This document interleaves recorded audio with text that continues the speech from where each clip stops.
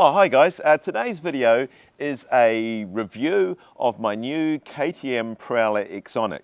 Now, I've been married for 26 years next week, or is it 2 weeks? Anyway, it's coming up soon. And like any married man, I'm used to a little bit of nagging. But you guys have taken it to the next level. All I get in the comments is, when are we going to see the new bike? When are you going to review the new bike? When are you going to hit up the rest of Pretty Fly on the new bike?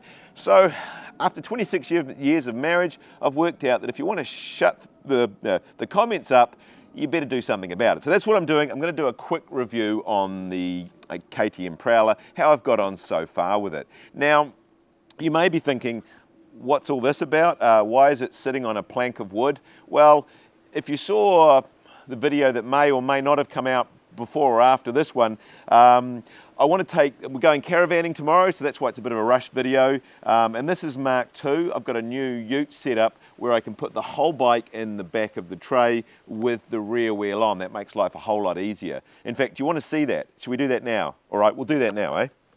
Yes, that's right. I've gone and bought myself a new ute, and what could be more Kiwi than a Toyota Hilux towing a 1970s classic caravan around the country. So that's what we're going to do. You want to see the bikes?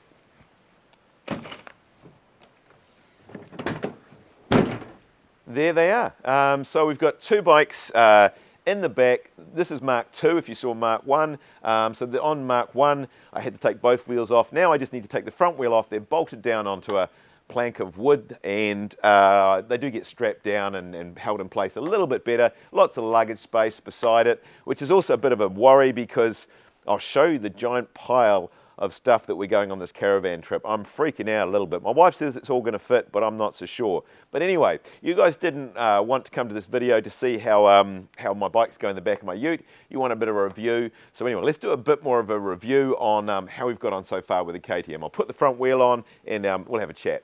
Okay, so the bike's all in one piece, got a front wheel on, well, almost in one piece, not quite yet. So I guess the question is, you're waiting to hear, how have I got on, what do I think, do I like the bike? Well, I absolutely love the bike. I must admit, I'm so absolutely chuffed with this thing. It rides amazingly. Very similar in a lot of ways to my old KTM, which I also loved. In fact, some of you will be saying this is not an unbiased review, and I agree with you, to be honest. I review a lot of bikes, and one of the things I'm pretty unbiased about my reviews, but I don't believe you can buy a bike or be given by a bike or be sponsored by a bike company and give an unbiased review. I just don't think that's possible, but I'll be as upfront as I can with you. But yeah, loving the bike so far. As I say, it's slightly slacker than before. It's 64.1 degree head angle, and it's actually slightly shorter too. It's a 450 reach compared with, I think, a 462 reach on the old one. Now, funnily enough, everyone always goes longer and longer reaches. That's better.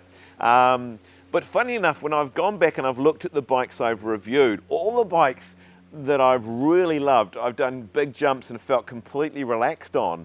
I've often said in the video they're too small for me, but I've loved riding them. And I've come to the realization that a really long reach bike actually doesn't suit me personally. And around the 450, 460 mark seems to be the money shot for me. So in terms of geometry for this bike, this feels great. I feel really confident on it. And to say, I'm really looking forward to hopefully showing you some good stuff over the coming months to years on this thing. Now, on my last video about this bike, I said that I've left the key behind and I couldn't change the battery. And this is a 750 watt hour battery. I must admit, I've done lots of reviews about bike weight and battery size. I like a big battery, but just for instance, that's a 500 watt hour battery and that's a 750. It's almost like this one is half as big again. But personally, big is better, and I must admit, I'm hoping to do some really big rides on this thing, and sometimes I'm even still worried, is 750 going to be enough? But as I say, it's certainly a big step up from 625, so I should be able to get a fair range on it. So let's have a look at this thing. So this literally slides in here and drops into there. That It's just ridiculously easy. And this is going to be really good because on the trip, my plan is to put the bikes in the ute. When we come back from the ride, I'll have taken the batteries out. I can just charge them in the caravan. If we go for another ride the next day and we go somewhere with the ute, I don't have to take the bikes out. I can just leave them in there, get to my destination, put the batteries in. So that's the plan. It does come with a cover. And again, I like this. So if I can do this right, literally turns. And it is simple as that, and the bike is in one piece. So I really love how the battery just comes in and out of this. Another thing you may have noticed for you eagle-eyed viewers, that on the first video, the shock was facing the other way around, wasn't it? And I was a little bit confused by that, and we've done a little bit of research, and KTM said they did it deliberately, but I don't really know why, to be honest, because in the other position, you couldn't fit a bottle cage in. Well, I couldn't anyway. So I've swapped the shock round to the way I believe it's supposed to be. You can fit a bottle cage in there. I'm actually going to probably swap that out for a fidlock, but I can't get the little one in there. It'll only take a small bottle, but it will take a bottle, so that's cool. And I think the shock, to be honest, looks better in that setup. So if you do buy this bike and you're thinking, I'm not quite sure about why the shock's that way, I've turned mine round, it seems to be fine. So anyway, pretty happy with that. Okay, so this bike has lots of cool stuff on it, and I thought we'd start with a bit of the tech on it. I'm not good with tech, but I'm working my way through it. In fact, I don't know why you even watch my videos, guys, but I couldn't even work out how to adjust the angle of the seat. Someone kindly let me know in the comments, and it's actually pretty cool. You put a tool in there, you undo that, and then there's another one on the front, and you can turn that and adjust the angle up and down. How cool is that? So I'm pretty impressed by that. The other thing I learned as well is that if this thing's in transit, the battery will think that you're moving, and so you'll be using battery even if you're not riding the bike. You've just got it on the back of the car. So I figured I'd probably take the battery off while I'm doing long transits just to save the battery, although I think it lasts for about 40 hours, and so I've certainly not run out. I did buy a spare battery, a ridiculous price for a spare battery, but hey, that is what it is. So you literally you can take out, it's got a little battery cover in there. It's actually got a little cover for the battery there. It's all quite well thought out. And it even has a little indicator here to tell you whether the battery is full or empty. So you can just turn it either way. And so if you pick up a battery, you go, that one's the empty one and that's the full one. So I think that's kind of clever. And then you literally put that onto there. And with a bit of luck, boom, it works. So yeah, so far, I'm really, really liking the seat post. All right, let's talk a little bit about the Bosch race motor and the smart system. I'm learning a few things. I've got the Flow app going on the phone, and that's quite cool because you can adjust all the different modes, the amount of assistance, the amount of how responsive they are. And so I'm probably going to use that. Don't tell anyone, this is just between you and me, but I'm planning on actually maybe doing some rides in eco on this thing. And I may even eco it right back to see how far I can go on this bike, because I would like to do some big rides, possibly, and yeah, I just want to see if I can get the maximum range out of this thing. So yes, I have managed to get the Flow app to work. Wasn't that difficult even for me. There are other things you can do on there. You can lock the bike so that it's completely unusable if someone else doesn't have your phone. You can also put a GPS tracker on the bike, so if it goes missing, you can track the bike. So some pretty cool features.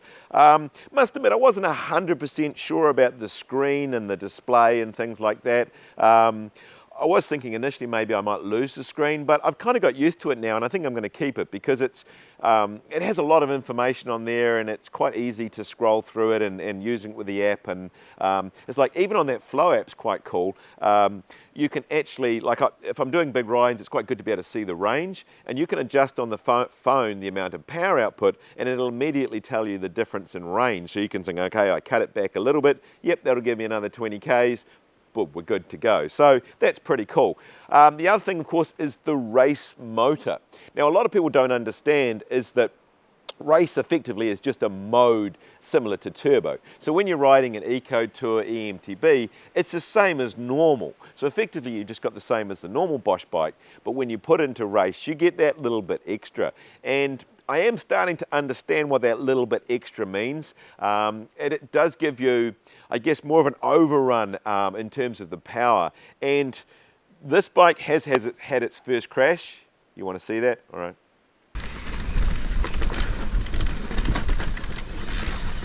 Oh, nice little, oh, that's right, it's a drop. Oh, shit. Oh, shit. What the fuck was that? Yep.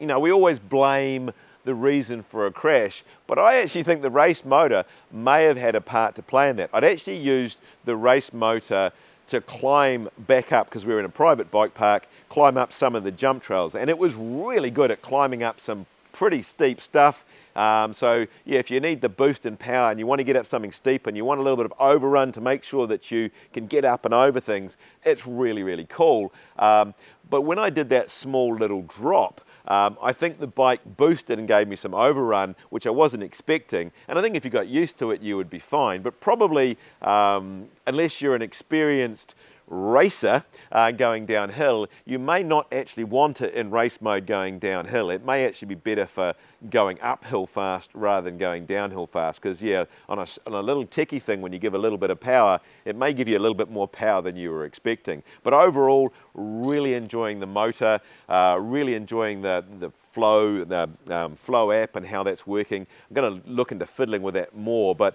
yeah, I'm keeping the screen, and I'm going to use that app more, and I'm going to look, as I say, I'm going to change some of the things I do. I'm going to end up trying to do more adventure rides, especially on this trip, rather than just, grade 5 and 6 going downhill. But hope that doesn't disappoint you. But anyway, so far, and maybe we should move on to the drivetrain. Okay, so we've got the SRAM XX transmission drivetrain on this bike, and that's pretty much about as fancy as you can get. Now, I'll be completely honest with you, I was not an earlier adopter of wireless shifting. In fact, I made fun of the other guys. You may have seen a few of my videos and go like, wow, your batteries run out, if only they could come up with some way of using a cable. But I must admit, I've really enjoyed using this. It took a little while to get used to, but now I've got it. I think it's really, really great. I call it wireless, but in this case, it's actually wired in to the e-bike battery, which I think is really cool, because it means you don't have to worry about having a spare battery for this one, although I do for the seat post. As I say, it's wired into the e-bike battery. And even obviously if you have you can run the e-bike in no power, but as long as the battery's in there, then that will operate. So you can still ride the bike without having using any power, and it will obviously still change the gears, so that's pretty cool.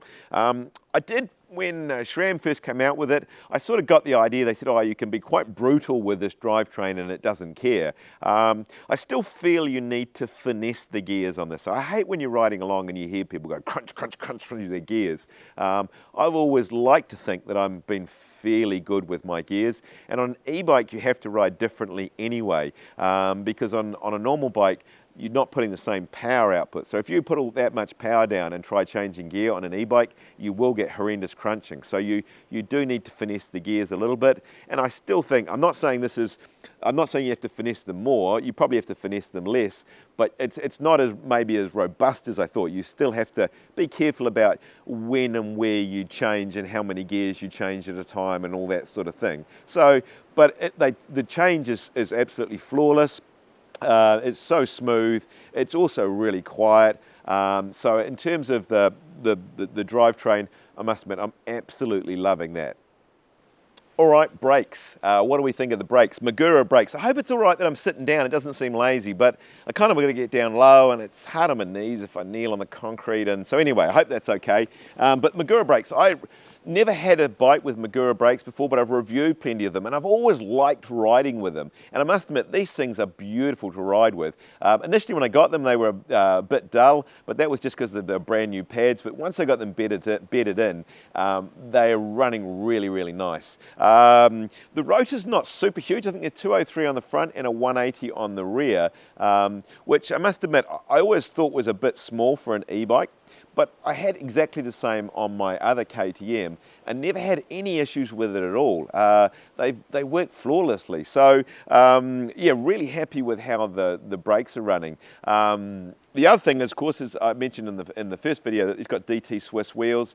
I can report I haven't broken them yet. So pretty happy about that. I'm going to try not to break them. As I say, I love carbon wheels. I love the way this thing feels. A lot of people have said I look fast on it. I'm not sure if that's true or not. I feel fast on it though. The bike does feel fast.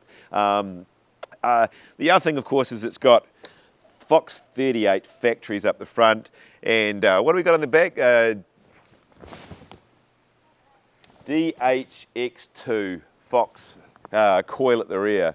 That didn't look very professional, did it? Anyway, my mind's, anyway. It's got some seriously cool suspension. Took me a little while to get it set up just how I like it, but certainly now when I'm jumping, doing techie stuff, it seems to track along beautifully. So what can I say? She's an awesome bit of kit. Really enjoyed what I've ridden on it so far. Hope this review stops people nagging me for a while and they can see what the bike's like. There's going to be loads more videos of me riding this bike. So again, if you want to see how I get on with it, love it if you subscribe, join the channel, and we'll see you on the next one.